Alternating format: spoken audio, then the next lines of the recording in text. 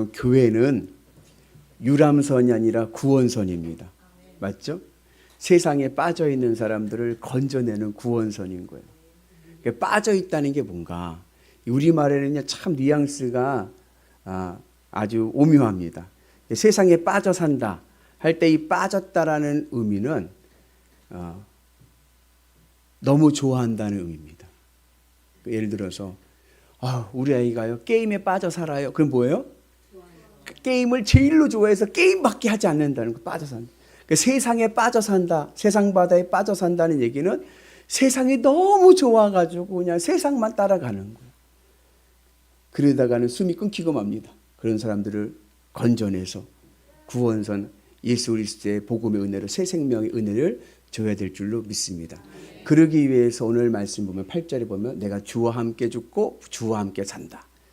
내가 세상에 대해서 좋아하고 사랑하는 그 빠져있는 마음을 주님의 십자가에서 주님과 함께 내가 죽고 이젠 거기 미련을 끊어버리고 이젠 내가 주님과 함께 살아서 주님으로 기쁘고 만족한 은혜가 있기를 축복합니다. 그래서 이제는 세상에 빠져 살지 말고 예수님께 빠져 살아가는 은혜가 있기를 축복합니다. 그 예수님께 빠져 살면 생명이 있고 기쁨이 있고 행복이 있는 줄로 믿습니다. 오늘 말씀의 배경은 극심한 박해기예요. 옛날 로마 시대의 그 초대 기독교에 대한 극심한 박해기 때 사도 바울이 디모데에게 주는 편지입니다. 사도 바울은요 독신입니다. 결혼을 안 했어요. 그러니까 자녀가 없는데 이 디모데를 아들처럼 생각을 했습니다. 각별했죠. 그래서 극심한 박해기 때 바울이 디모데에게 우리가 이러한 박해와 어려움 가운데 있을 때에 우리가 어떻게 이 세상에 빠져 살지 않고 생명을 얻고 살아갈 수 있을까? 우리가 어떻게 건강한 그리스도인의 삶을 살아갈 수 있는가를 오늘 우리에게 말씀해 주고 있습니다. 그래서 여러분들 삶이 건강하시고 우리의 믿음이 건강한 은혜가 있기를 주님의 이름으로 축복합니다. 그래서 우리가 건강한 그리스도인으로서 어떠한 어려움과 고난 가운데서도 극복하고 이겨나갈 수 있는 믿음의 비결을 4가지의 태도로 말씀합니다. 첫 번째는 어떠한 태도냐? 증인의 태도입니다. 우리 같이 말씀 봅니다.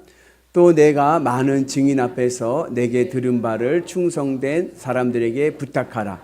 그들이 또 다른 사람들을 가르칠 수 있으리라. 여러분, 세상의 환경과 역경이 나를 억압하고 얽매일 수 있지만 하나님의 말씀은 매이지 않습니다.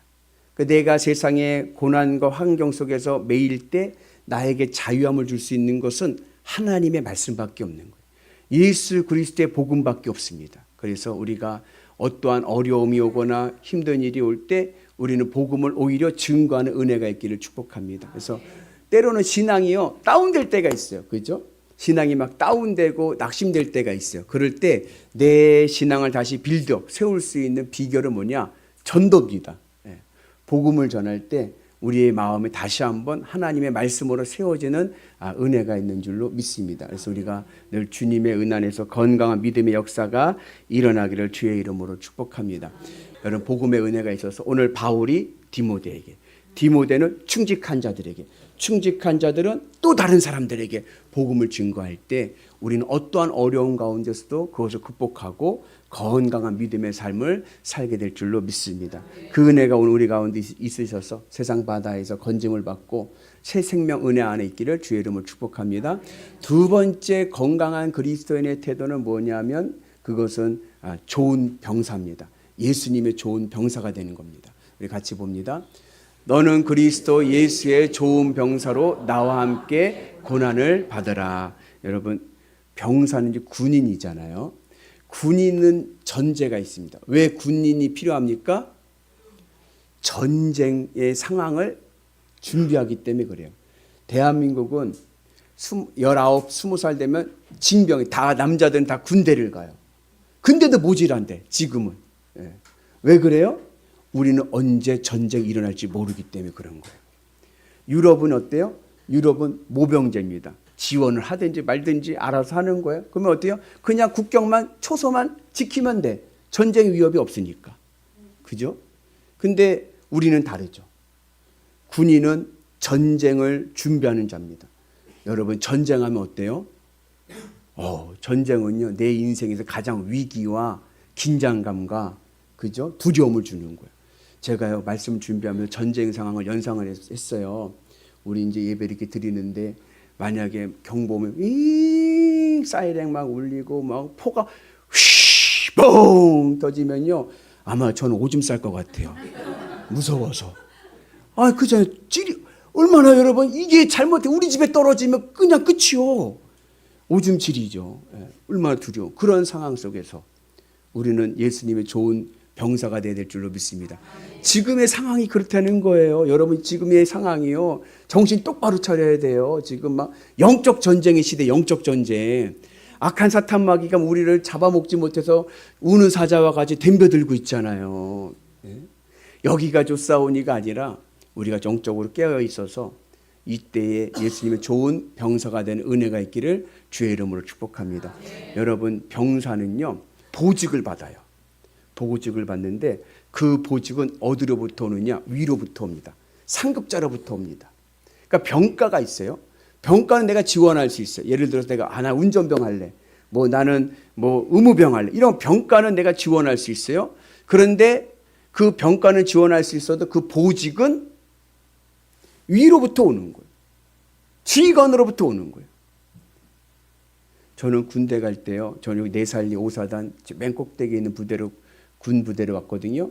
군대 올 때 전 정신 상태가 썩었어요. 어떤 마음으로 군대 왔냐면요. 돛 닦는 마음으로 왔어요. 그랬더니 하나님이 진짜 저 산꼭대기에다 돛 닦으라 글로 보내시더라고. 갔는데요. 장난이 아닌 거예요. 군 생활이 장난이 아닌 거예요. 그래가지고 제가요 군정병 하고 싶은 거예요. 그때까지 군정병 갈 생각도 없었는데 너무 군 생활이 힘드니까 군정병 가고 싶은데 갈 수가 없어. 왜? 내가 간다고 해서 갈 수 있는 게 아닌 거예요. 상급자가 지휘관이 병가를 옮겨줘야 가는 거죠. 제가 저 군정병 할래요. 저 병가 옮겨주세요. 암만 그러면 어떻게 돼요? 이 고문관. 적응도 못하니 고문관 돼버리는 거예요. 그래서 여러분 내가 하나님의 예수님의 좋은 병사가 된 것은 하나님이 나에게 보직을 주십니다. 여러분 이 자리에 여기 오셨잖아요. 하나님의 은혜입니다. 여기가 여러분들의 병가예요. 내가 왜 여기까지 왔나가 아니라 여기에도 하나님의 섭리가 있겠지. 여기에도 하나님의 뜻이 선하신 뜻이 있지. 그 하나님의 은혜를 받아들이고요. 최선을 다해서 여러분 순종하고 충성한 은혜가 있기를 주의 이름으로 축복합니다. 그래서 군인은 어때요? 충성이에요. 충성. 상급자 지휘관의 명령 체제에 따라서 충성하면 그것이 좋은 병사입니다. 그래서 여러분들이 하나님이 나에게 주신 보직에 직분에 감사하시고 충성하셔서 하늘에 놀라운 은혜가 있기를 주의 이름으로 축복합니다. 우리 같이 말씀 볼까요? 병사로 복무하는 자는 자기 생활에 얽매이는 자가 하나도 없나니 이는 병사로 모집한 자를 기쁘게 하려 함이니라. 여러분 병사는요 사생활이 없어요. 내가 하고 싶은 대로 내가 놀고 싶은 대로 막 놀고 돌아다닐 수 있는 게 아니에요. 비상이 걸리면 가야 돼요. 나 오랜만에 가족들과 함께 외식하고 있는데 비상이네. 오든지 말든지 밥 먹자. 이러면 안 되는 거예요. 사생활이 없는 거예요. 비상이 걸리면 가는 거예요. 그죠? 좋은 군사는 지휘관과 국가에 충성하는 겁니다. 왜요? 누가 불렀어요? 병사를 누가 불렀어요? 국가가 불렀잖아요. 그러니까는 병사는 국가에 충성을 해야 그래야 좋은 병사죠. 오늘 나는 누가 부르셨습니까? 이 자리에? 누구에게 충성해야 돼요? 할렐루야. 주님 앞에 충성하는 은혜가 있기를 축복합니다. 걱정하지 마세요. 여러분 국가에서 병사를 불러가지고 군복무를 해요. 그러면 그 병사의 생계는 누가 책임져 줍니까? 국가가 책임져 주죠. 먹여주고요. 입혀주고요. 재워주고요. 요즘은 월급도 괜찮아요. 200만 원 시대예요. 200만 원 시대. 내가 주님을 위해서 충성하면요. 주님께 나를 먹여주시고 입혀주시고 재워주시고 월급도 잘 주십니다. 일용할 양식을 채워주실 줄로 믿습니다. 그래서 늘 주님 앞에 충성하는 거룩한 백성 되셔서 여러분 삶이 건강한 그리스도의 삶이 되길 축복합니다. 그리고 세 번째 오늘 우리가 건강한 그리스도인이 되기 위한 태도는 바로 경기자가 되는 것입니다. 우리 같이 말씀 봅니다. 경기하는 자가 법대로 경기하지 아니하면 승리자의 편을 얻지 못할 것이며 여기서 경기하는 자는 운동선수를 얘기해요. 운동선수는 어떻게 운동하라고요? 법대로 하라. 법은 머리가 아픈데요. 법대로 하라는 의미는 두 가지 의미가 있는데, 첫 번째 1차적 의미는 뭐예요? 규칙을 지켜야 돼요. 운동선수는 반칙하면 안 됩니다. 그죠? 그리스도인으로서 건강한 그리스도인이 되기 위해서 그리스도인으로서 경계하는 자는 뭐냐? 하나님 나라 가치로 살아가는 거예요. 왜? 세상에 빠져 있다가 나왔잖아요. 이젠 예수님으로 빠져서 예수님으로 기쁘고 만족하며 살아가는 삶은 예수님의 법칙을 따라 살아가야죠. 예수님의 말씀을 따라 예수님의 하나님 나라 가치로 살아가야 되는데, 그러던 사람이 세상 가치에 따라서 세상처럼 살아가면 이건 반칙하는 거예요. 이렇게 살면 안 돼요. 그리고 두 번째 의미는 뭐냐면, 그 당시 바울 당시에는 이제 체육대회가 성행했습니다. 뭐 올림픽 같은 거 했지 않습니까? 그런 체육대회 할 때 늘 하는 게 뭐냐면 서약을 하는 거예요. 우리도 해요. 우리도 체육대회 하면 뭐예요? 선서하고 하잖아요. 그 선서하는데 그 선서가 법인 거예요. 그 선서할 때 주요한 내용이 뭐냐면, 내가 비록 1등이 못 되더라도 경기력만큼은 최선을 다하겠습니다라고 서약하는 겁니다. 이게 법대로예요. 그래서 운동선수 경기에 나가는 사람은 1등이 못 되더라도 최선을 다해서 내 모든 경기력을 보여주는 운동 경기가 되는 그러한 하나님의 사람 되기를 주의 이름으로 축복합니다. 그래서 하나님이 나에게 맡겨주신 일이 있어요. 그 일에 내가 1등으로 할 수는 없어도 내가 할 수 있는 모든 역량을 다해서 최선을 다해서 충성하는 은혜가 있기를 주의 이름으로 축복합니다. 그러면 내 신앙이 건강해지는 거예요. 힘이 나는 거예요. 여러분 마라톤 해보셨나요? 마라톤을 하면요, 다 금메달만 있고 있는 게 아니라 마라톤의 특징이 뭐냐? 완주하면 메달을 줍니다. 기념 메달을. 그죠? 하나님의 섭리가 이와 같습니다. 하나님은 1등한 사람만 금메달 주는 게 아니라 믿음으로 달려갈 길을 다 간 완주자에게 다 금메달을 주십니다. 그래서 포기하지 않고 내가 최선을 다해서 주님을 위해서 믿음의 길을 가게 되면, 믿음에 달려갈 길을 다 가게 되면 하나님께서 나에게 뭘 줘요? 뭘 줘요? 금메달을 주시. 금메달. 끝까지 최선을 다해서, 주어진 직분 최선을 다해서 포기하지만 않으면 우리에게 금메달의 은혜와 하늘의 복이 임하게 될 줄로 믿습니다. 그러면 말라기 3장 16절에 보면 하나님 앞에서 세워진 기념책에 내 모든 것이 기록되어서 하늘의 문이 열리고 하늘의 복이 나에게 쏟아질 줄로 믿습니다. 그래서 우리가 늘 주님의 은 안에서 늘 최선을 다해 나가는 믿음의 성도 되기를 축복합니다. 그리고 마지막으로 네 번째, 우리가 건강한 그리스도인이 되기 위해서는요, 우리는 농부의 태도를 가져야 됩니다. 우리 같이 말씀 봅니다.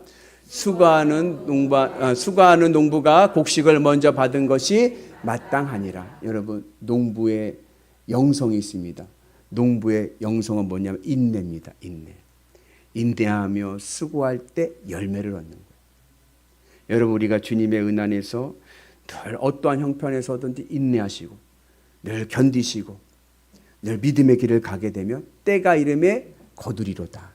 하나님의 때에 하나님의 방법으로 하나님의 뜻이 이루어질 줄로 믿습니다. 그래서 어떤 어려운 가운데서도 인내하고 포기하지 말고 지키고 그리고 꾸준히 섬기면 그곳에 풍성한 은혜의 열매가 있을 줄로 믿습니다. 그래서 우리가 늘 주님의 은 안에서 이 농부의 인내의 영성을 가지고 믿음으로 승리하기를 주의 이름으로 축복합니다. 이 농부에게 있어서 가장 최악의 적이 있습니다. 그게 뭐죠? 게으름입니다. 같이 말씀 볼까요? 게으른 자는 가을에 발같지를 아니하나니 그러므로 거둘 때에는 구걸할지라도 얻지 못하리라. 농부가 게으르면요 아무 열매를 걷지 못하는 거예요. 신앙인에게도요 게으름은요 죄입니다. 죄.